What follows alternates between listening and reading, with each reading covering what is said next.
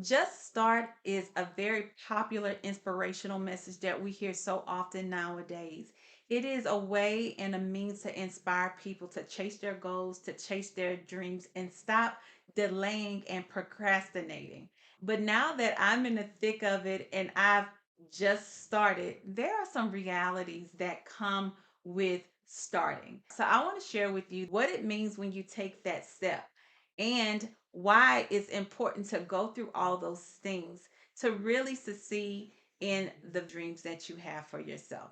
So let's start. Number one is your purpose may evolve, and let it. Sometimes we start with an ideal that we have in mind, and it may not always materialize the way that we think it will. Think of purpose as a journey because it's not a destination. I think sometimes people wed to the idea because they want to save face, they stay overcommitted to things versus allowing themselves to pivot. So you have to be okay with the evolution of purpose if it's not exactly what you started out to be. Once you get clear about that purpose, once you have waddled in that messiness of understanding what it is that you have been called to do, start figuring out how your purpose can meet a need. It's not about what you think they need, it's about what they need and how you can use your skills, your expertise, your abilities to meet that need, as well as feeling fulfilled in your own purpose. Number two, you will feel inadequate in your knowledge, and it's probably because you are. That's the nature of the beast when we're getting started, right? We don't know everything, and that's okay. But I think sometimes when we become so passionate about something, we think we know more than we actually know, and we don't. So you have to be honest and transparent with yourself to accept that I don't have this figured out, I don't know it all, and be willing to seek the knowledge that's necessary for you to grow and to learn in whatever it is that you're pursuing. Number three, you will be embarrassed. You are learning something new. This is something that you may not be familiar with. And so you're going to mess up. You're going to get things wrong. And people might call you out about the things that you are doing. But that's okay. These are opportunities to learn. It's called growing pains. No one who ever started out something had it down, had it perfect, didn't make mistakes, didn't mess up. It took time to learn from those mistakes and those things and how to get better. And so give yourself that same grace to do that. I can say for myself, one of the reasons I didn't want to start, even though I knew this was a higher calling of services, because I didn't want to get in front of a camera like I am doing right now to record myself and to fumble over my words, which I do all the time because that Southern girl and that twang comes out and my words get jumbled up a little bit.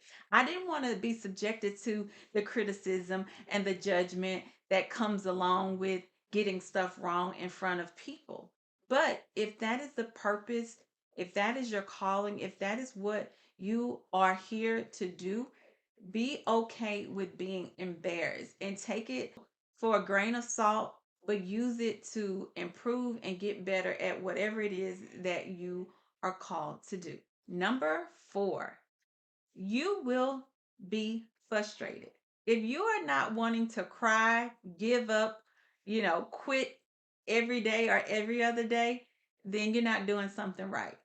Those are signs that you are exactly where you need to be. Again, you are starting, you don't have it figured out. And a part of the process is to grow and figure things out. And so you're going to be frustrated. It's going to be so irritating some days, so aggravating. You're probably going to want to lash out on people. Don't do that. Okay. Accept that this is where you are in that phase of learning, that you are in that phase of wanting to get better at something. And so the frustration should drive that want, that desire to want to get this right. Number five, it will feel lonely. When you start, it's only you that's in that trench. So Find a community, a support team, people that can cheer you on so that you can continue to fight the good fight. Even when you feel alone, you're never alone. I serve a true and living God who has never left me, who has never forsaken me, even in those moments when I have felt all alone. And I have to reset myself often to remind myself that even though it's just me that's in front of this camera, even though it's just me that's pursuing this, that I have a God that will never leave me, that I can always trust and depend on, even when the burden is too heavy for me. He is already carrying the load. Number 6, you will be impressionable. It is so vulnerable to get started, especially when you're trying to figure out your way and you're trying to understand your purpose, and you are going to want to lash on to something as a safety net. But every journey is not alike. I'm going to give you a good example of what it means to be impressionable, okay? Because I've been a victim. So when I wanted to start making faith-based t-shirts, I've looked at every YouTuber, every social media influence. And by the way, they are some great videos and influencers and content creators who really give you sound advice about it. So this is not a hit on influencers or anything like that. Okay, so don't come for me. But what I'm saying is that you do have some that are trying to influence you to buy certain products and things like that for the sake of their monetization, but really and truly is not being 100% honest with you. Not everything that an influencer tells you is going to work for you. Not every master class is going to help you master your craft. Just saying. You have someone say it only takes $250 to become a t-shirt owner, t-shirt business owner. And I'm like, oh, is that cheap? All you need is a heat press and a vinyl cutter machine.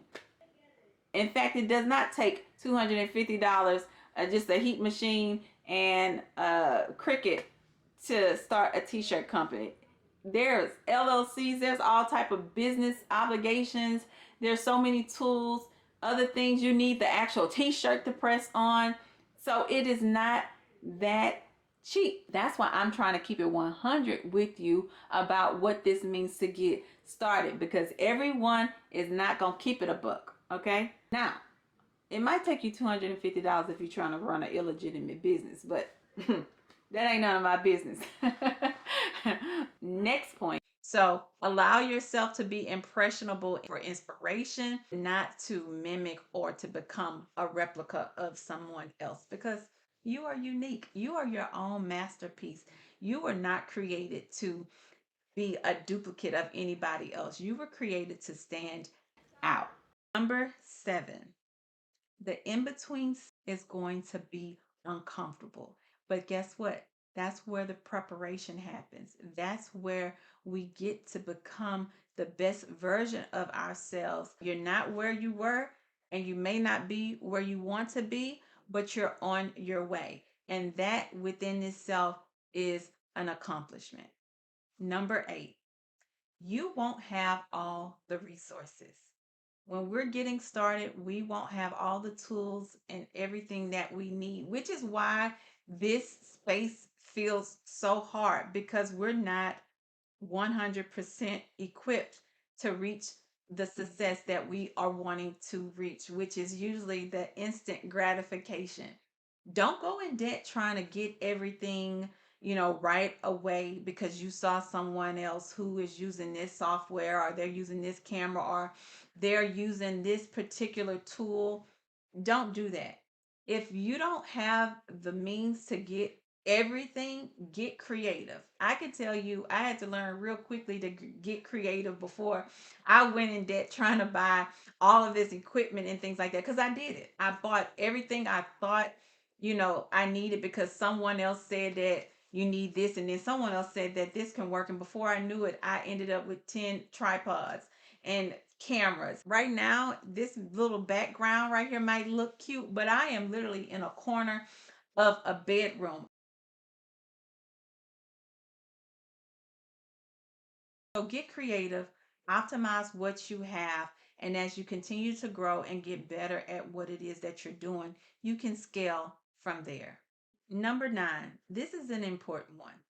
Don't try to do it all at once. Get good at one thing first, because when you try to do every idea that has come up in your mind all at once, you're going to end up burning out. You're going to end up wasting a lot of time and a lot of resources. Guilty.